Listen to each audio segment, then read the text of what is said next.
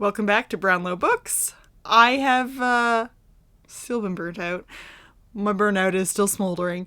But apparently Christmas rom-coms are what's bringing me out of it, so we're fucking going with it, alright? And you might see these until well into January. That's how many I've... Yeah. So...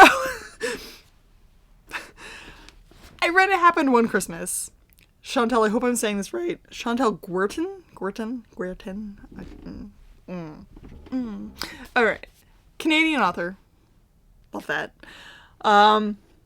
Zoe finally gets a chance to make her it's Hallmark, but it's not called Hallmark, you know. Her Hallmark Christmas movie that is based on this most amazing Christmas she ever had when she was a kid, and she's making it into a sweet little rom-com, and she wants to film in the actual town where it happened.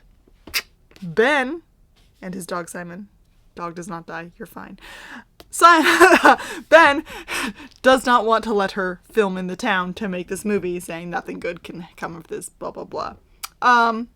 You know, ice storm, cabin, Christmas, winter, you know, it's, you know, I've covered the basics. I've covered what you need to know so far. Okay, so, things I love about this, the fact that it's fucking Canadian. It is in Quebec. I'm just like, oh, you're driving from the Ottawa airport to Gatineau. I have done that. Oh, you're going to the Mackenzie King estate. I've been there. I sat on a beautiful little dock under a sheltered little porch off of a boathouse at the edge of the water when it started to downpour on us while we were walking through the woods, and it was just fucking delightful. It's beautiful there. And we were in the fall, so everything was like so brightly colored. So, yeah, you don't need to hear about my vacation. When she's like, St. Albert cheese curds are the best, I'm like, yes, Ben, they are. And there's lots of mention of the 1998 ice storm, which I've lived through. Hey! That was kind of insensitive. There were some people who didn't. Okay, so, yeah, I remember that ice storm, and then when they're like, oh, it's gonna be worse than that, I'm like, fucking buckle up, motherfuckers, because oh my god. No.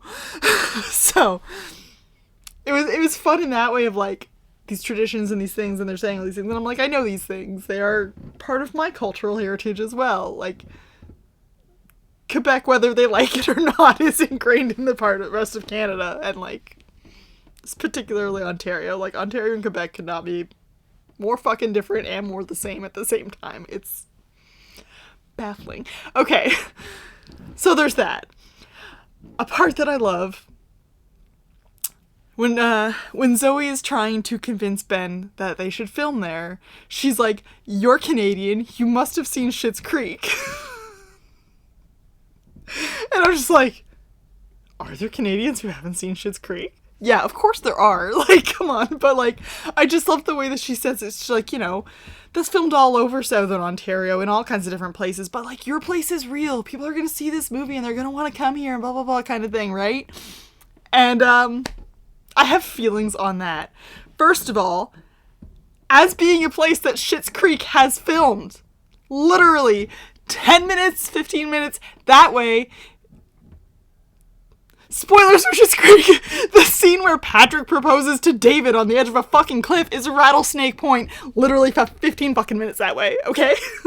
So, like, yeah, love. Okay, but that aside, in the past 2 months, actually I don't even think it's been 2 months, I think it was like a month and a half at this point, there have been 2 different movies filmed in my downtown, okay? She's talking about how these things bring great things to the town. I want to disagree.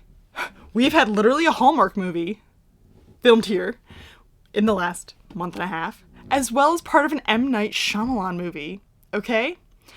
And if you're a fan of Kevin Hart or Woody Harrelson, I'm sure you've heard about, let me pronounce this correctly, The Man from Toronto, which was also filmed here and fucked up my and my friends' lives, okay?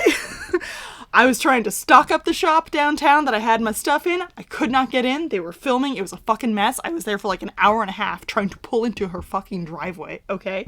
My friend who owns a shop downtown, she literally stayed 3 hours past the time that she closed because there were so many people lined up in front of her fucking shop. She couldn't even open the door to get out of her building, okay? And, oh, it's so good for the town. It's so good for the town. Bull fucking shit it is, alright? It has done nothing but inconvenience us. It does not bring revenue.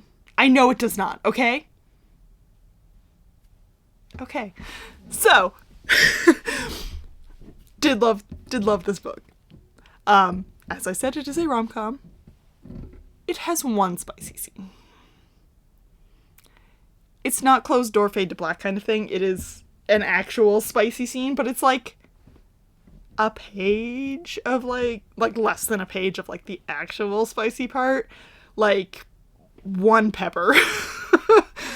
One chili pepper emoji here, okay? It's like I'd feel comfortable giving it to my mom. That's how light it is, alright? It is much more rom-com, not spice. Mild spice. The ending. Spoilers. The ending is not happily ever after. Which I know some people are like, what? You can't do that. They did. It's not happily ever after. It is happily for now. Which in the context of the book, I am not angry at. It works. Like, bitch is not gonna uproot her entire life in LA to move to this tiny town in Quebec for this guy she met like 4 days ago. Like, you know, it's not happening.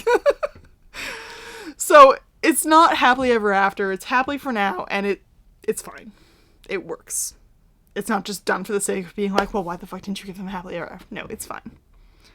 So this only came out this October. It has 996 ratings on Goodreads, which is just so low and sad to me because I truly did enjoy this. It's light and fluffy and nice. It's not,